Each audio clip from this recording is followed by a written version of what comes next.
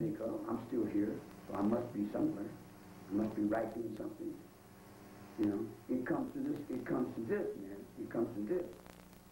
You don't want to face being what you are. So you believe in God? Sure. Any particular God or just the God? Yeah, I believe in all I can believe in. Hey, listen to this. I don't want to get stuck. I don't want to get stuck on this camera, English, with something that's going to tag me off to be something like a racist, whatever racist is. I think I would suggest that all you people involved in this interview sit down and consider what the hell that word means. You don't have any idea what it means. You come down here in the penitentiary and you live with a bunch of people. You smell them. You rub off on each other. You know them. You know what they'll do to you if they get the chance. It hasn't got anything to do on how you feel towards them. The first premise of your survival is how they feel about you. Now, as long as you got money in your pocket, they're going to come up and tell you, hey, Murphy, how you doing? Hey, brother, man, we sure love you. You're so wonderful. Let me get a few dollars. And the minute I can't get no dollars from you, oh, you piece of data, you racist, no good, rah, rah, rah. In other words, I reach in your mind and control your fear because you're a coward. And as long as I can reach in your mind and control your fear because you're a coward, I'm going to play any game I can play on you all the way to the White House. And then when I take over, I'm going to laugh and say, you were a bunch of weak people. I don't see how you made it this far. Because when you're dealing with the African mind, English, Africans are smart, aren't they? Over here, everybody thinks them old black people are just dumb old colored folks. But they're not dumb old colored folks. They're very smart. They're very aware. And their capacity for fear is 3 times what yours is. You go to any colored man on the chair and ask him what's the license number on a garbage truck. He knows everything. He knows everything that's going on. Why can't he be responsible for helter-skelter? Why don't we call him over and ask him if he's standing on the moon with Charlie, or if he's sorry about a lot of people getting killed? Because in the world we live in, people are killed all day long. And I was raised up in a black world, standing on the moon for a nickel on a phone call in the hills of Kentucky. I wasn't raised up on a white supremacist level to where my father drives a nice automobile. I was raised up in the gutter, man, where survival comes when you find out that you ain't got no friends, tramp. So you got the king on the road, you got the tramp and the garbage, and you got the bum with his hand out, you know. In other words, like, it's not like you think it is. So you start universal order. I guess that makes you a revolutionary. Well, sure, all the way. I'm totally revolutionary. Certainly. I've been a revolutionary all my life. Sure. So what would you change? Huh? What would you change? That's what I want to get my little segment in. Whenever you give me a chance. Okay, we'll come to that. I'd change everything. Okay. One world, one government, one mind. We'll come to that. One God. Okay. One everything. Why do you think everyone? Huh? Why do you think everyone blames all these other murders on you and all these other craziness? It doesn't matter. Some people say that you were involved in Son of Sam and all sorts of stuff. Certainly. Yes, sir. All right. Like the king. The king stands up and he wears a green feather in his hat. Okay. So everybody gets a green feather. What makes a diamond worth something? The diamond is only worth something because the king wore it. What makes jewelry worth anything? Only because the king picked it up. But some people say you're sitting here in the corner of sort of empire of crime and you're dictating all these crimes all over the world. I take advantage of anything I can. I totally take advantage of any situation that I'm thrown into for myself, completely and honestly and legally. I'm trying to change the system within. One guy even called another guy Manson number 2. Yeah, there's a whole lot of progression.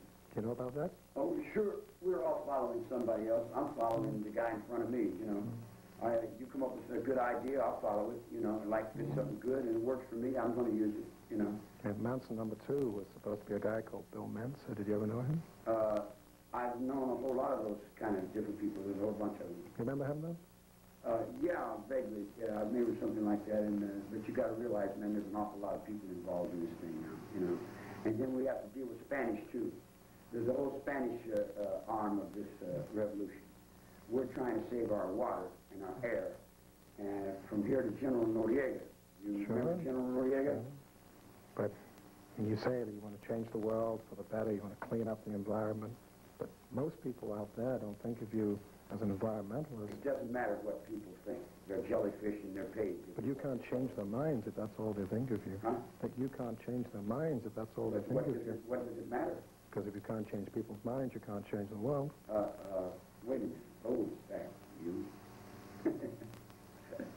Depends on what time zone you're in. You're still riding in the car. I'm over here on the stagecoach. I'm out the back door, huh? I didn't need the car because I don't like phone. I wasn't thinking about going back to South Side. I'm going to let the radio them too. You know, like you're supposed to blow the wind over there. Might not even just going to, you know, like I know all the trees blew over, you know, and you did me pretty wrong over there with that Groves Pressing. You let them other guys come and print them books about me, Dick.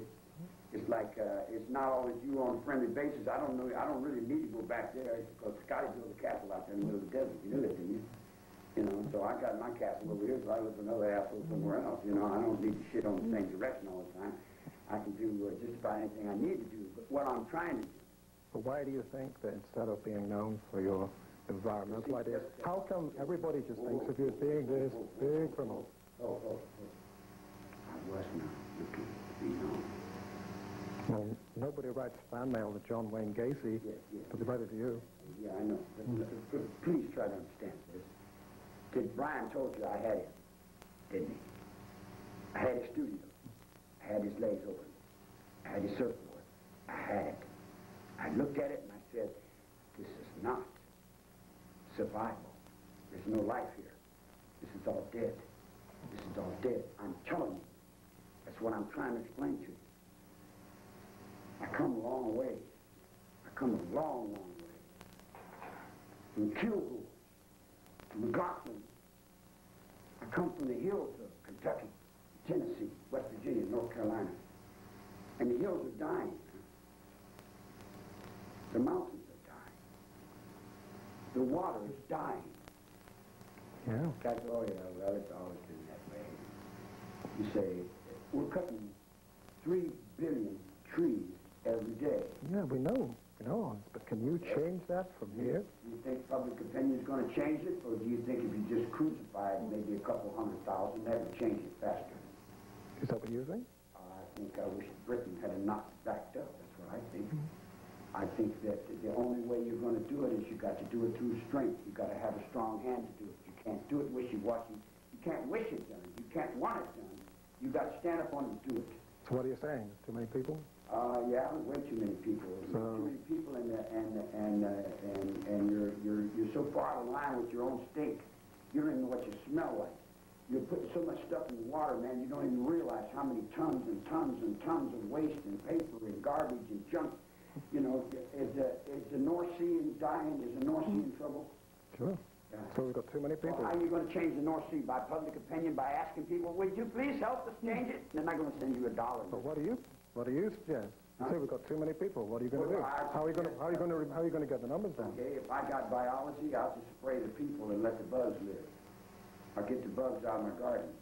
I get the people out of my bugs. I change it. I turn it around. I take my spaceship and land it in another direction. So you kill all the people? Well, I don't know whether I'll kill them. I'll give them a chance. I think they had a pretty good. I was talking about that with some other people, and the other people, they didn't know there was anybody there. It was a fucking spaceship or something. I couldn't find anyone that cared. You know, I was standing there on fire, and no one would piss on me. So I said, you know, where am I at? I'm holding these people up. I'm standing up. I'm carrying these people on my back. And, like, I got to be guilty for all the things. And how many years have I been to blame for who? And I say, Dominus Obiscum, were we in Mass on Sunday? Or are we Protestant? Or where are we at over here? Are we Protestant or Catholics now? Both. fight, biting each other back and forth with the devil again.